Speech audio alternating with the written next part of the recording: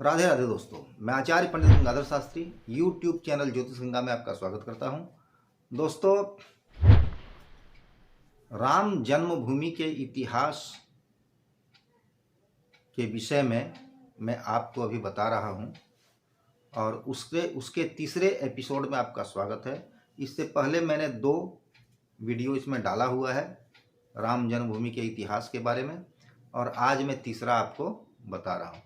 ऐसे और कई वीडियो मैं डालूंगा, इसमें बहुत सारी कहानी मैं बताऊंगा इसके इतिहास का, कैसे कब क्या हुआ सो। तो आज दोस्तों मैं तीसरा वीडियो इस पर डाल रहा हूं।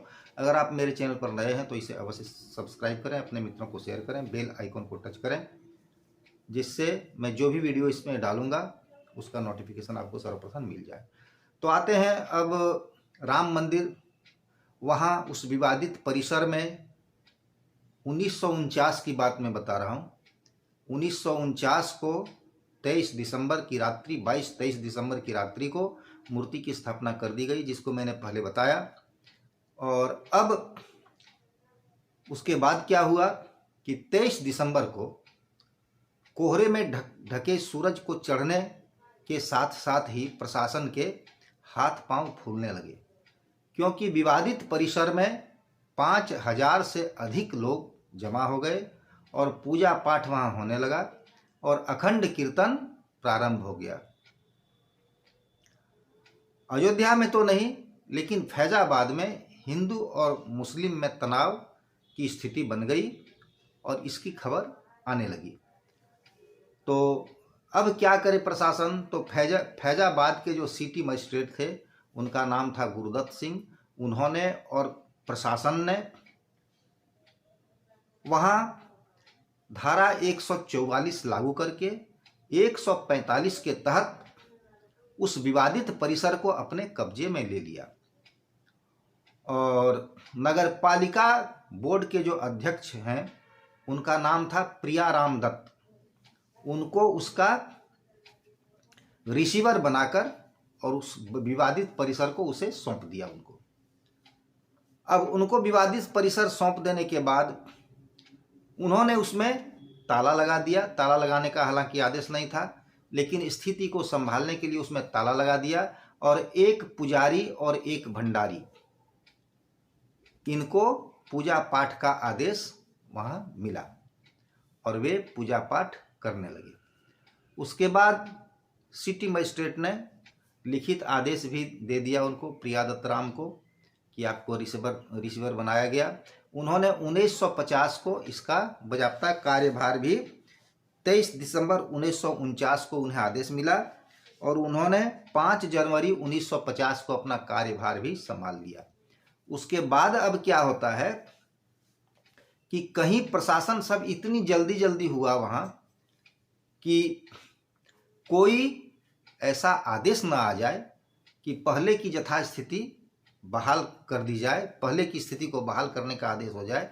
इससे पहले यहाँ सब कुछ कर दिया गया, रिसीवर बनाकर उसे नियुक्त कर दिया गया और वहाँ पूजा पाठ के लिए पुजारी और भंडारी भी नियुक्त कर दिए गए और उस परिसर में ताला लगा दिया गया।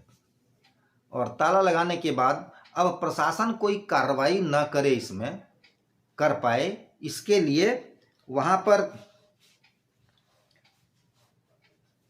इस कार्य में सक्रिय अभिराम दास और उनके चेले सुबह सुबह अगल बगल के सभी स्कूलों में जाकर उन्होंने बताया कि वहाँ पर भगवान राम का प्रकटीकरण हुआ है, आप लोग सभी दर्शन के लिए आएं। क्योंकि वहाँ प्रशासन कोई कार्रवाई नहीं कर पाए, इसलिए भीड़ को जमा रखना बहुत ही आवश्यक था। और पूजा पाठ और अखंड संकीर्तन वहाँ प्रारंभ कर दिया गया और वहाँ भीड़ और अधिक जुटने लगी। भीड़ अधिक जुटने के कारण प्रशासन भी किसी प्रकार की कोई कार्रवाई वहाँ पर नहीं कर पाया। रामलला की मूर्ति की पूजा होने लगी और प्रशासन भी किसी प्रकार का कोई कार्रवाई नहीं कर पाया। वहाँ के अभिराम दास इसके संगठन के महासचिव थे। उन्होंने हनुमानगढ़ी के नागा साधुओं को भी इसके लिए जोड़ा वे लोग भी जमा हो गए और वहाँ एक रामायण के लिए एक संगठन गठित कर दिया गया था, जिससे कि वहाँ पर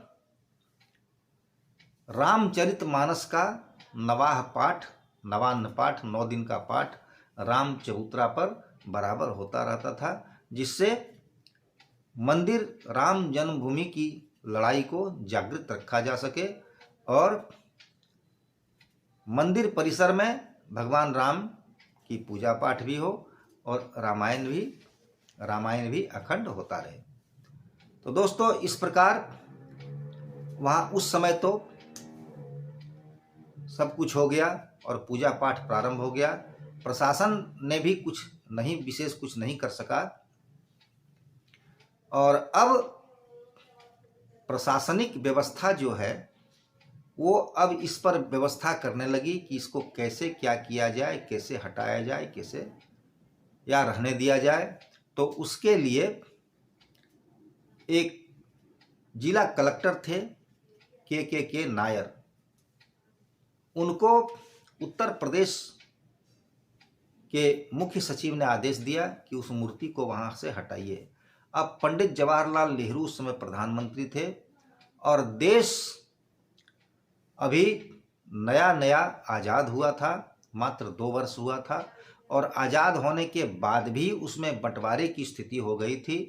देश का बंटवारा हो चुका था, जिससे हिंदू और मुसलमान में तनाव तो अवश्य था।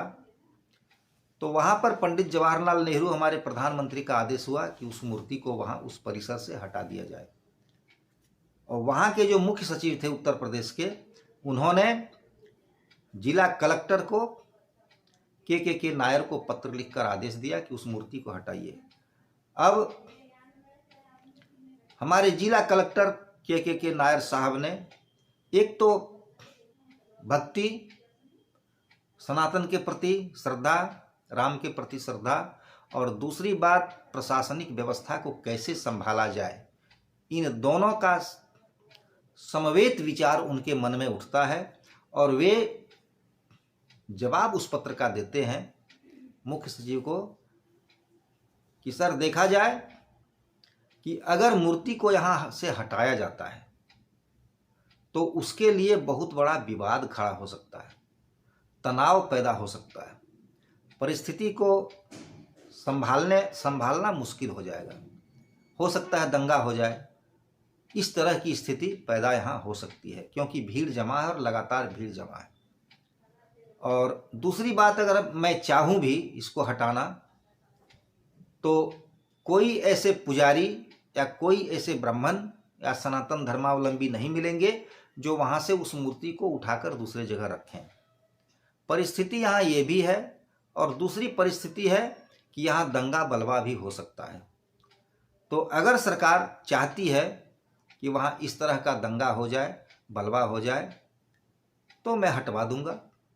लेकिन फिर भी स्थिति ये है कि यहाँ कोई हटाने वाले नहीं मिलेंगे, कोई हिंदू या कोई पुजारी, कोई पंडा इस मूर्ति को यहाँ से उठाकर दूसरे जगह ले जाने वाले कोई मुझको मिलेंगे नहीं। तो जैसा आदेश हो वैसा मैं प्रयास करता हूँ। फिर उसके बाद आदेश आया इनको कि देखिए, स्थिति को संभालते हुए जो अच्छा हो वो आप वहाँ कीजिए।